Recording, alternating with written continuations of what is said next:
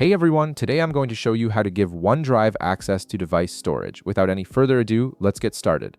First, open your web browser and navigate to onedrive.com. Once you're on the page, go ahead and sign into your Microsoft account using your credentials. This ensures you can access all your OneDrive files and settings from the web interface. After signing in, wait a moment while the login process completes. You'll then be directed to your OneDrive dashboard where you can see all your stored files and folders. Now, to give OneDrive access to device storage, direct your attention to the top right corner of your dashboard. You'll notice a gear icon there which represents your settings menu. Click on this gear icon to reveal a drop-down menu with various OneDrive options. From the list of options that appears, look for and click on OneDrive Settings. This will redirect you to a new page where you can manage various aspects of your OneDrive account. Once you're on the settings page, take a look at the left-hand menu. You'll see several options listed there.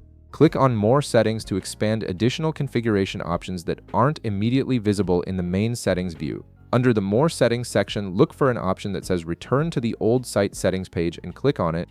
This action will open a new browser tab that presents you with the classic Microsoft OneDrive settings interface. The older interface provides access to certain permission features that aren't as easily accessible in the newer version, which is why this step is necessary. From the old settings page, locate and click on Site Permissions under the Users and Permissions section. This is where you can manage who has access to your OneDrive storage and what level of access they have. The Site Permissions area is crucial for controlling sharing and access rights across your OneDrive storage. Once you're in the Permissions menu, look for the Grant Permission button located at the top part of your screen and click on it.